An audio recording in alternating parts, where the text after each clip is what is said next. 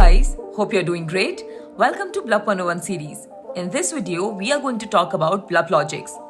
So over here, like you can see all these designs are not going to work on its own. So now what we want is to power those designs.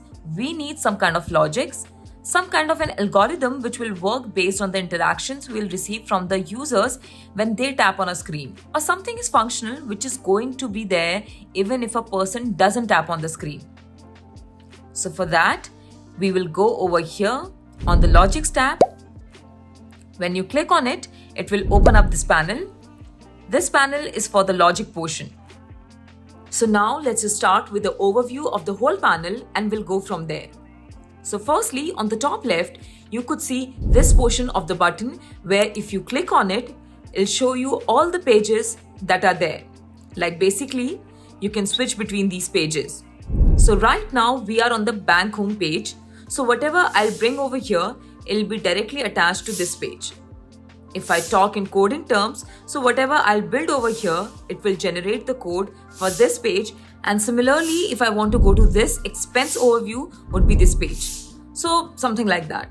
So now I'm already on this page. And then if I go to this button, it says add node.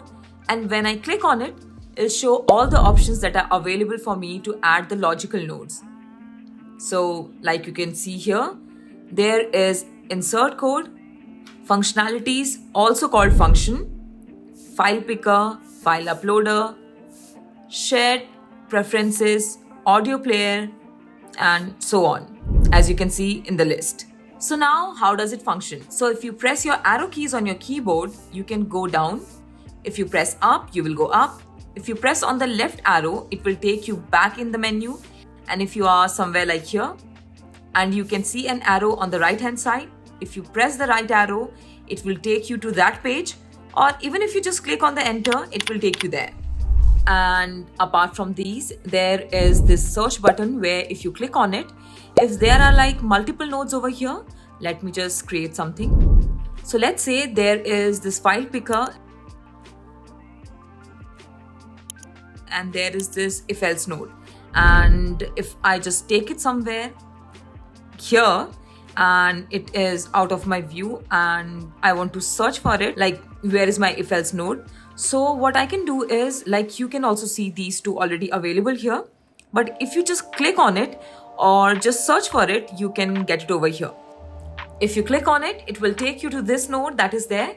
And if you click on control and wheel scroll, you can do zoom in, zoom out like this, or you can go over here as well for changing the zooming percentage as per your requirement.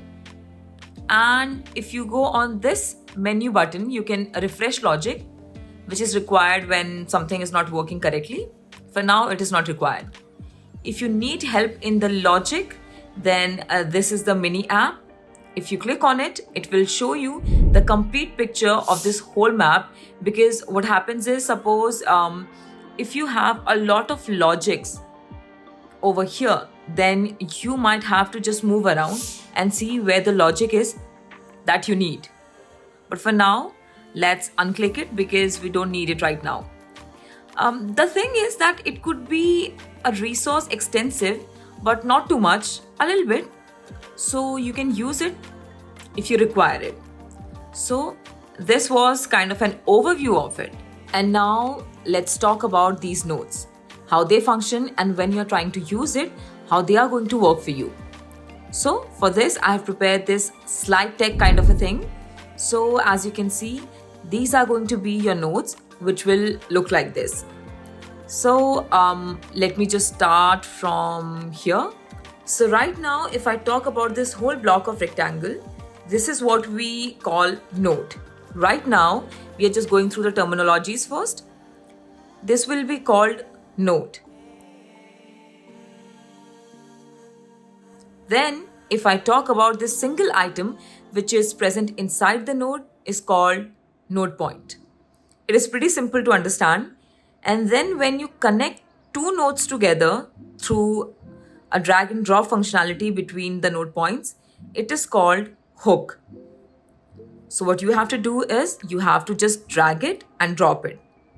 So let me just show it to you. So let's say you have it over here and you want to use this. On file picked, if you want to run this if else, so this is how it works. So you can just drag and drop to connect to it. And if you just go over here, right click on it, it will turn red and leave it. And then it will delete itself. So this is what it says. Right click on the node point to remove the connection. So in this, you just have to remember certain things which are points to remember. The first is that the left node point get attached to the right node point and vice versa.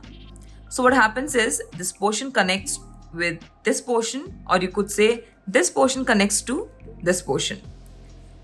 So right hand side connects with the left hand side. So let me show it to you what I mean. Always the left hand side will be an input for that node and the right hand side would be the output. So when you take the output and put it as an input for the other node, then it creates the hook. You cannot connect left node with the left node. You have to connect left with the right, right with the left. And also these node points could be of different colors and those different colors need to be attached separately. So the color should be the same for those node points. So if I go over here, like you could see, these are different color node points. So what happens is this node point gets connected to the same color. If it is brown, then you have to connect it with the brown, because if you have an output with the string, then it will take an input as a string, not anything else. So there are like multiple nodes classified based on the colors. So there is an exception to the rule, and that is the dynamic node point. This dynamic one can take or give the connection to anyone. The hooks could be connected to the dynamic because it is dynamic, so it doesn't have any kind of a type to it. So if it is, let's say, duration, it can connect to dynamic, or dynamic's value can go to the duration. But you have to take care of the fact that you are aware what the dynamic's value is giving to you. If it is giving to you an integer and you are passing it to a duration, then it will give an error. So dynamic is kind of a value which you have to take care of. And it would be used in a place where you don't know what type of the value could be. But once you receive it, then you know this is what it is going to be. It is very helpful when you try to use it. And now if we talk these node points, you can see there are two types of node points. One is circular and the other is triangular. So the circular one are the variables and triangular one are the functions. Let me just show it to you. So if I talk about the node points, there are two types of node points. Like I said, one is circular, one is triangular. So to differentiate between the two, the variable stores the value and function is kind of like a program which you have to run. So that is how it works. So variable could be a string. Let's say, hello, how are you? That is a string text, which is a value which is stored in some kind of variable. And function is something that could be an algorithm which is going to run on some click of a button, or it is going to run when a page opens itself for the first time, or something like that. So we have covered major portion around the node points. And if I come back to the nodes, so nodes are of two types. One is initiating nodes and second is the follow-up nodes. So initiating nodes would be the one that are going to be the starting point for any program to run. So what happens is, let's say you have a button and you want after someone clicks on that button, something should run. So when a person clicks on it, then a portion of the program should execute. Now this button becomes an initiating node because it is going to initiate some kind of a program. So similarly, there are a lot of widgets, and if I talk about the initiating nodes, so there are two types of subcategories into it. One is widget node and one is system node. So widget node could be anything that you have designed or inserted inside the designer. Over here, you could see it could be rectangle, text, it could be a list, it could be a group, or it could be something that you have inserted from this insert panel. Those all are widgets. So if I go back over here, you could see if I just press on this rectangle and draw it and add logic. So to get that widget inside the logic panel, you have to right click on that widget and add it as a logic. You won't be able to receive it any other way apart from this. So this is how it is. This is going to be an initiating node, and this is not going to be an initiating node because it doesn't have a trigger to run on its own. They can run themselves.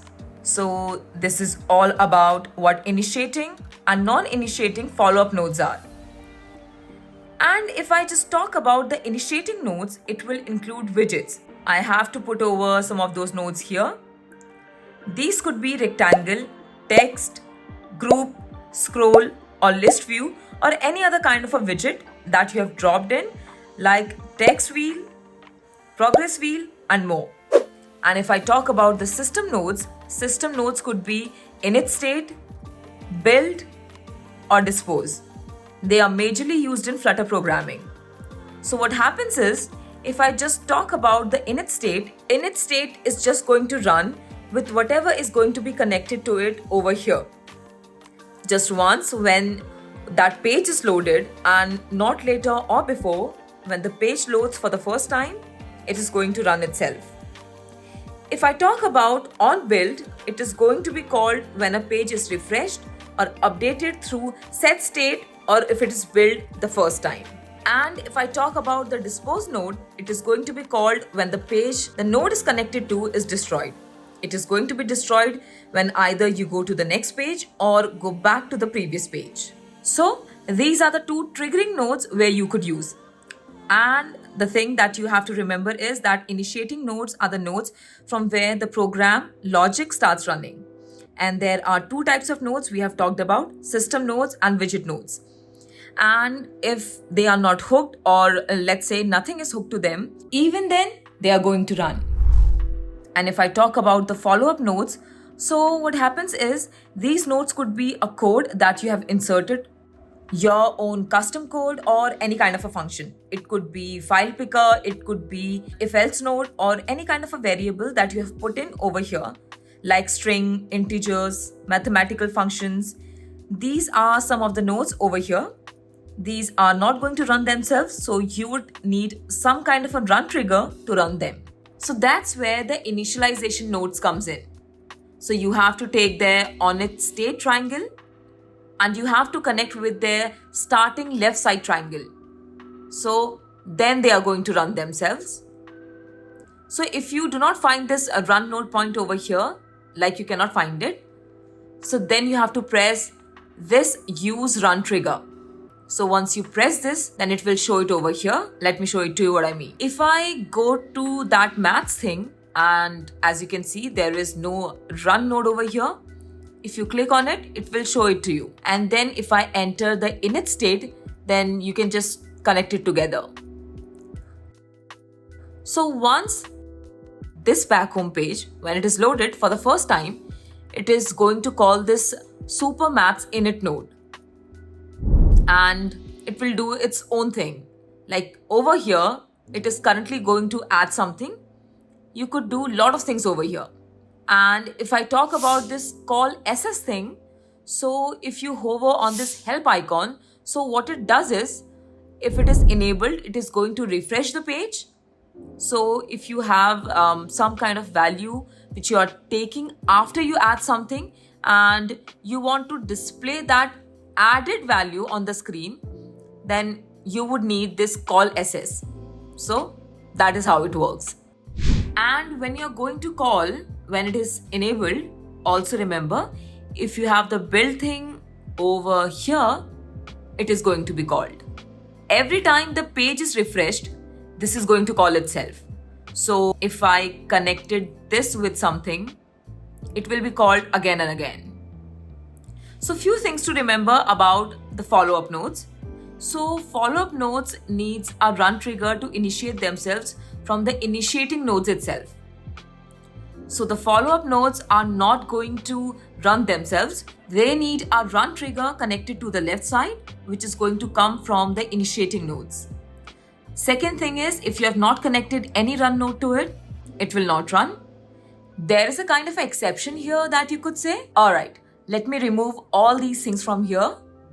So as you can see, this is a rectangle. So it is an initiating node. So now you want to add something. Let's say I want to change the width of the rectangle. So I will write double here. Here it is. Now if I put over here some 200 value and use this output and pass it over here to the width. So what happens is now this is going to act as a constant value even though there is no run trigger connected to it. If I click on it, then it would need a run trigger. So that is why you have this check option. If that check option is false, then it is going to behave as a constant value, which you can take and put anywhere where it is required. So that is the overall idea about how Blup Lightning Logic works. You guys stay tuned because we'll be back with another Blup 101 series video soon. Don't forget to like, subscribe and hit that notification bell so that you never miss an update. But for now, bye and keep bluffing.